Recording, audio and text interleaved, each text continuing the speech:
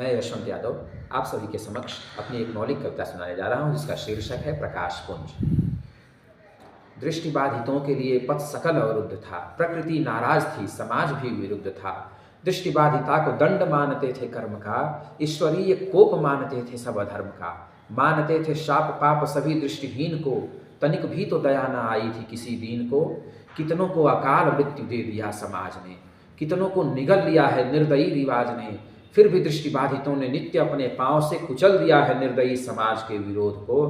रास्ता संघर्ष का है, पग लहू लुहान है, फिर भी हम रुके नहीं, जारी रखा है शोध को।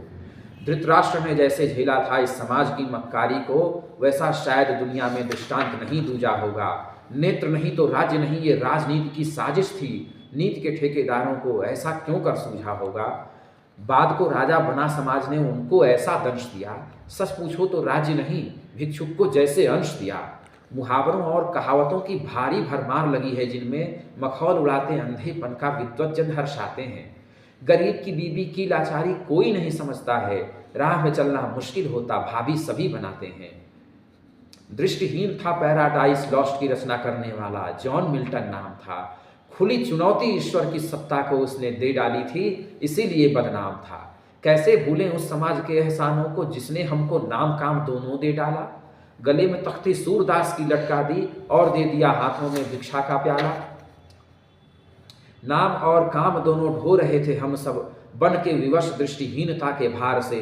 हास परिहास के हम साधन बने हुए थे, पाते थे आनंद सभी करुण पुकार से। दूसरों के आश्रय में रहकर दिन रैन जब दृष्टिबाधित जन हो रहे थे क्षुब्ध क्रुद्ध। लुई ब्रेल जी का जन्म फ्रांस में हुआ, तभी वे आ गए हमारे लिए बन के प्रबुद्ध बुद्ध। जनवरी थी 4 और वर्ष 1809। साइमन ब्रेल जी का सुखी परिवार था। भाई बहन माता जी को घेर के खड़े हुए थे। मोनिक जी की गोद में फिर आया उपहार था। भाई बहन झूमते थे, बालक को चूमते थे, गोद में उठाने हेतु जोर सभी मारते थे। माता पिता भाई बहन सबका खिलौना था, रॉबर्ट लुइस ब्रेल कह के उसको पुकारते थे। बालक का विकास धीरे धीरे हो रहा था, तभी 3 वर्ष की आयु में मोड़ नया आ गया। पिता की दुकान में ही खेल रहा था बेचारा, तभी उसके जीवन में घोर घन छा गया। खेल खेल में ही बाईं आंख में सुआ चुभा तो रक्त के प्रवाह से था भीग गया चेहरा। बालक लुइस ब्रेल जी की पीड़ा नहीं कही जाए, आंसू और रक्त से था सिक्त हुआ चेहरा। आंसू और रक्त के ही मेल से नौरंग बना नौविहान नेत्रहीनों का, जिससे लिखा गया और परहीन पंछी को पंख जैसे मिल गया, आसमान में उड़ान भरना सिखा गया। दर्दनाक चीख सुनकर जब पिता आए, बेटे की दशा को देखकर दिल रो पड़ा। कलेजे में हुक ऐसी उठने लगी कि जैसे लुइस जी को छीनने को काल स्वयं हो खड़ा। अस्पताल अस्पताल लुइस जी को लेके दौड़े, किंतु कोई उपचार नहीं किया जा सका। धीरे धीरे मित्रों उनकी नेत्र ज्योति बुझ गई, लुइस जी को दृष्टिवान नहीं किया जा सका। पूरा परिवार होके हादसे से अस्त व्यस्त, चिंता को लुइस जी के प्रति रहने लगा। भार नेत्रहीनता का यूं भी है असह्य, किंतु मिलकर पूरा परिवार सहने लगा। धन्य है वो पादरी की जिसने लुइस ब्रेल जी को बचपन में धर्मशास्त्र का भी ज्ञान दे दिया। पशु पंछियों की बोली सीखना चिन्हाता था वो, पशु पक्षियों की बोली चिन्हना सिखाता था वो, गीत संगीत का अमर दान दे दिया। गांव का स्कूल शिक्षा की पहली सोपान बना, गांव का स्कूल शिक्षा की पहली सोपान बना। लुइस की कुशाग्रता से दंग वहां थे सभी। लुइस जी के रंग में स्कूल सारा रंग गया, लुइस जी के हाथ के मृदंग वहां थे सभी। 5वीं के बाद लुई को कैसे पढ़ाया जाए, दुविधा में पड़ा हुआ पूरा परिवार था। दृष्टिबाधितों के लिए पेरिस में स्कूल एक नेशनल इंस्टीट्यूट फॉर ब्लाइंड ही आधार था, किंतु परिवार अपने लाडले को खुद से दूर छोड़े कैसे अनजान हाथों में बताइए। भावना का ज्वार भाटा सभी के दिलों में था, पर उनके त्याग बलिदान को तो सिर झुकाइए।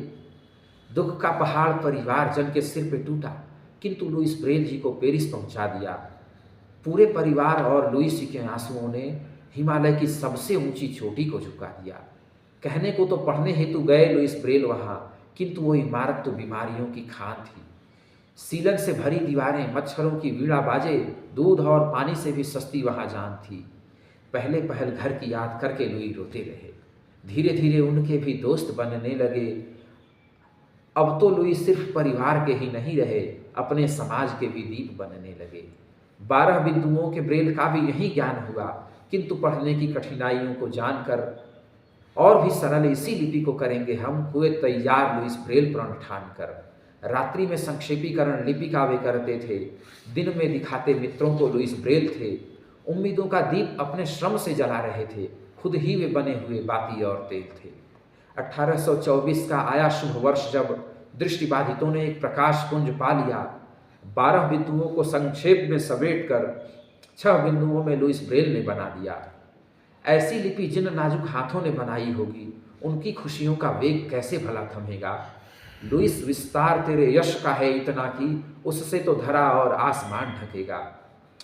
लुई जी के जीते जी न मान्यता मिली लिपि को, फ्रांसीसी सरकार इसकी जिम्मेदार है। 1852 में देहांत लुई जी का हुआ, 2 ही वर्ष बाद लिपि पाई पुरस्कार है। महज 43 वर्ष आयु लुई जी ने पाई, क्षय रोग ने शिकार अपना बना लिया। दृष्टिबाधितों के उर में घोर वेदना उठी कि चीख चीख कर आसमान से उठा लिया।